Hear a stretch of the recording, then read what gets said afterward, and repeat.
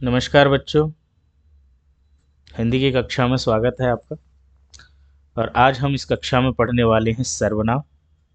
सर्वनाम की परिभाषा, उसके भेद, उसके उदाहरण। तो चलिए आरंभ करते हैं कि सर्वनाम किसे कहते हैं।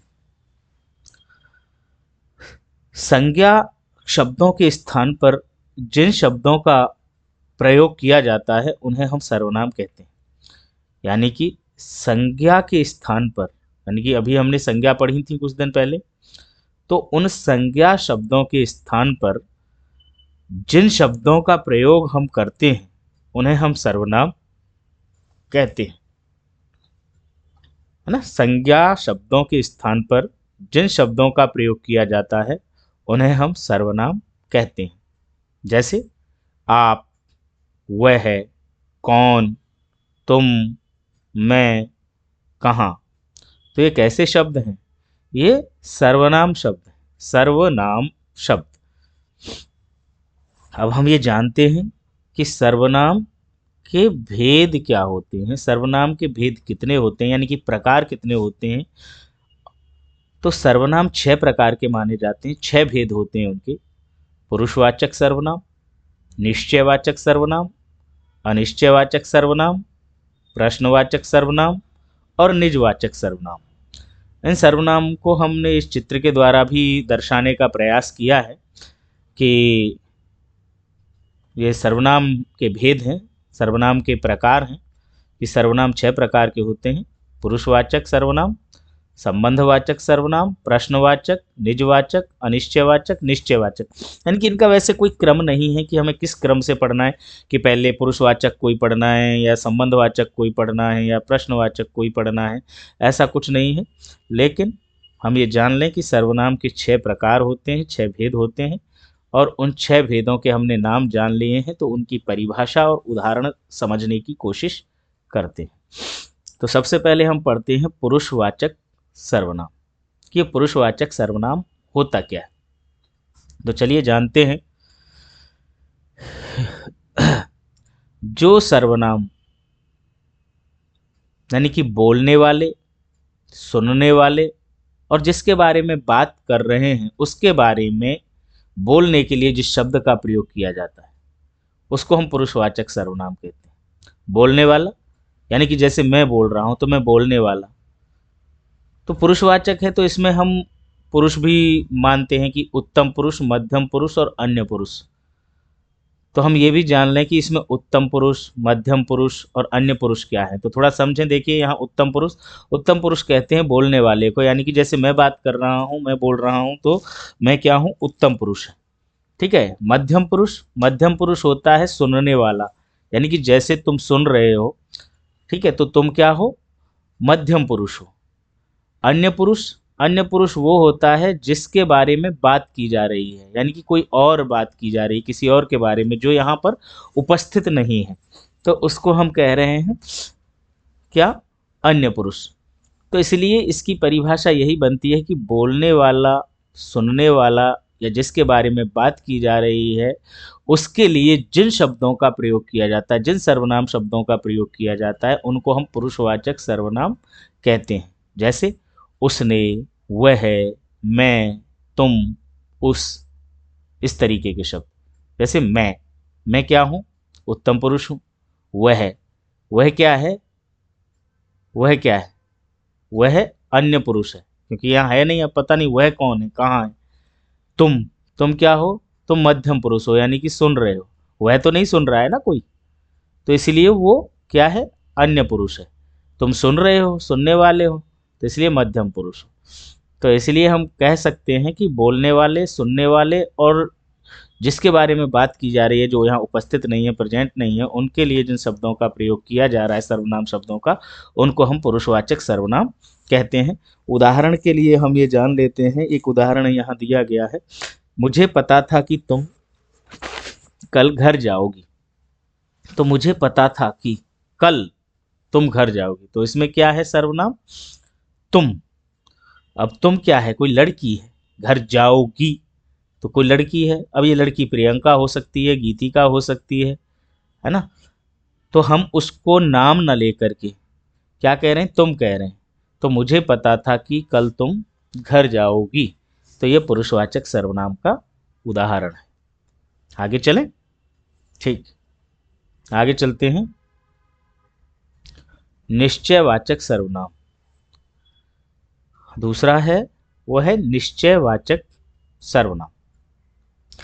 तो निश्चय, जैसा कि नाम से ही स्पष्ट हो रहा है कि निश्चित होना। निश्चय मतलब निश्चित हो जाना, कि जिस सर्वनाम से ये पता चले कि किसी व्यक्ति या वस्तु का निश्चय हो जाए, संकेत हो जाए कि यह वह है। ठीक है ना? किसी व्यक्ति या वस्तु की ओर संकेत का बोध हो या निश्चय हो, उसको निश्चयवाचक सर्वनाम कहते हैं। कैसे निश्चयवाचक? यह मेरी पेंसिल है। तो यह पेंसिल किसकी है? यह मतलब कौन सी? यह मेरी। तो यह से क्या हो गया? निश्चित हो गया। ठीक है ना? यह मीना की ड्रेस है। यह सीता की ड्रेस है। वह घर बहुत दूर है। ये क्या हो गया? निश्चय हो गया कि वह घर, कौन सा घर? वह घर। तो जिसमें पास या दूर किसी व्यक्ति या वस्तु की ओर हम इशारा करते हैं, पास या दूर, पास भी हो सकता है और या दूर भी हो सकता है, पर क्या होगा? निश्चय होगा कि यह है, वह है। ठीक है ना? तो ये क्या हो गया? निश्चय हो गया। वह घर, तो घर क्या है? वहां पर निश्चय हो गया। चलिए अब आगे बात करते हैं, हम इसके तीसरे भेद की बात करते हैं, यानी कि अनिश्चयवाचक सर्वनाम।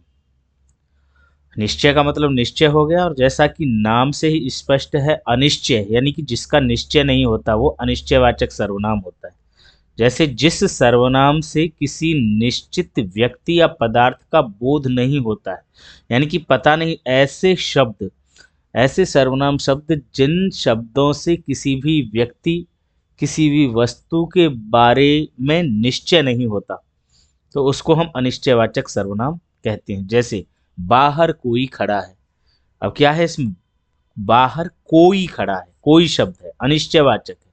पता नहीं कोई कौन खड़ा है, कोई आदमी खड़ा है, कोई औरत खड़ी है, कोई भूत खड़ा है, कोई जानवर खड़ा है, कोई है, तो अनिश्चय है। दूसरा उदाहरण देखें, मुझे कुछ नहीं मिला। कुछ नहीं मिला का कुछ भी नहीं मिला, है ना?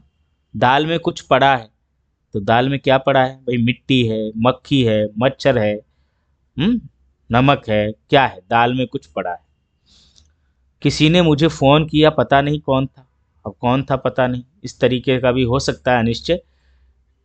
ठीक है। कोई दरवाजा बजाकर चला गया, दरवाजा बजाकर, बैल बजा करके चला गया, तो अनिश्चय है, कोई चला गया। अब कौन था पता नहीं, कोई कोरियर वाला था, कोई डिलीवरी वाला था, डिलीवरी पर्सन था, कोई बच्चा था, कोई आदमी था, कौन था, तो यह हमें नहीं पता। तो इसीलिए ये क्या हो गया? अनिश्चयवाचक सर्वनाम। चौथे हम सर्वनाम की, यानी कि उसका चौथा भेद है संबंधवाचक सर्वनाम। संबंधवाचक, नाम से पता है, स्पष्ट है कि इन सर्वनाम शब्दों का संबंध होता है, यानी कि संज्ञा के स्थान पर आने वाली जिन दो सर्वनाम शब्दों से संबंध का भाव प्रकट होता है, संबंध का भाव प्रकट होता है दो सर्वनाम शब्द, यानी कि एक वाक्य होगा, उसके साथ दूसरे का संबंध होगा, तो वो संबंधवाचक सर्वनाम होता है। जैसे तुमने जो कार मांगी थी, यह वही कार है। तुमने जो कार मांगी थी, ये वही कार। तो तुमने जो कार मांगी थी, यह वही कार है। इसका मतलब क्या है? कि यह कार, तुमने जो कार मांगी थी, तो यह वही कार है। एक का संबंध दूसरे से निकल रहा है, यानी कि जो कार, कौन सी कार? वही कार। तो इसका संबंध इससे है, जो कार वही कार, यहां संबंध निकल रहा है। तुम जो बोलोगे मैं वैसा ही करूंगा। जो बोलोगे वैसा ही, तो जो बोलोगे वैसा ही करूंगा, तो एक दूसरे का संबंध निकल रहा है, यानी कि एक दूसरे से संबंध है कि तुमने जो कार मांगी, यह वही कार है। तुम जो बोलोगे मैं वैसा ही करूंगा, यानी कि यहाँ पर तुम और मैं वैसा ही करूंगा। तुम जो बोलोगे वहां मैं वैसा करूंगा, और तुमने जो कार मांगी, यह वही कार है। तो यहाँ पर संबंध पता लग रहा है, संबंधवाचक सर्वनाम है। और हमारा पांचवा जो सर्वनाम का भेद है वो है प्रश्नवाचक। ये भी नाम से ही स्पष्ट है कि जिन सर्वनाम शब्दों का प्रयोग प्रश्न पूछने के लिए किया जाता है उन्हें हम प्रश्नवाचक सर्वनाम कहते हैं। जैसे कौन, किन्हें, क्या, कब, कैसे, तो ये प्रश्नवाचक सर्वनाम है ना। तो प्रश्नवाचक सर्वनाम सीधे से ही आए जाएंगे कि इन्हें हम प्रश्नवाचक सर्वनाम कहते हैं जिनमें प्रश्न पूछा जाता है। क्या, कौन, कब, कैसे, क्यों, कहाँ, ये सब क्या है, प्रश्नवाचक है। जैसे वहाँ सीढ़ियों में कौन खड़ा है, अब कौन खड़ा है तो प्रश्नवाचक है। आज तुमने क्या खाया, प्रश्नवाचक है। कल तुमने किससे बातें कर रहे थे, क्या है, प्रश्नवाचक है। आप कहाँ जा रहे हो, प्रश्नवाचक है। कहाँ मतलब प्रश्नवाचक। आप कहाँ जा रहे हो, क्या आपके पास कोई किताब है, तो ये क्या है, प्रश्नवाचक सर्वनाम के ही उदाहरण है। चलिए आगे और अंतिम देखते हैं हम निजवाचक सर्वनाम। निजवाचक सर्वनाम का मतलब होता है जो सर्वनाम शब्द तीनों पुरुष, जो तीनों पुरुष जिनकी हमने बात की थी, उत्तम, मध्यम और अन्य पुरुष, जिनकी बात, उत्तम मतलब बोलने वाला, मध्यम मतलब सुनने वाला, अन्य यानी कि जिसकी तरफ संकेत किया जा रहा है, जिसके बारे में बात की जा रही है, जो यहाँ उपस्थित नहीं है। तो जो सर्वनाम तीनों पुरुष में अपना होने की अवस्था या भाव या अपनापन, निजता, वह निजवाचक सर्वनाम, निजता मतलब अपना, ये जब दिखाता है, तीनों पुरुष में अपना होने का भाव दिखाता है, उसे हम निजवाचक सर्वनाम कहते हैं। जैसे आप अपना काम खुद कर लेना, आप अपना काम खुद कर लेना, तो यहाँ पे क्या है, अपना काम, यानी कि उत्तम पुरुष में जो भाव है, निजता का भाव है, वो दिखा रहा है। मैं अकेला ही कार साफ कर लूँगा, यानी कि अपने ही काम कर लेने का भाव है इसमें। वह स्वयं स्कूटी से स्कूल चली जाएगी, इसमें भी निजता का भाव है, स्वयं स्कूटी से स्कूल चली जाएगी। तो ये क्या है, ये हमारे सर्वनाम के उदाहरण हैं, निजवाचक सर्वनाम के उदाहरण हैं, यानी कि तीनों पुरुष के भाव या अपनापन या निजता का यहाँ पर पता चल रहा है। तो इस प्रकार बच्चों हमने ये पढ़ा कि सर्वनाम किसे कहते हैं, सर्वनाम क्या होते हैं, सर्वनाम के भेद कितने होते हैं। तो ये सर्वनाम के 6 भेद होते हैं और जिनके बारे में हमने पढ़ लिया है। धन्यवाद।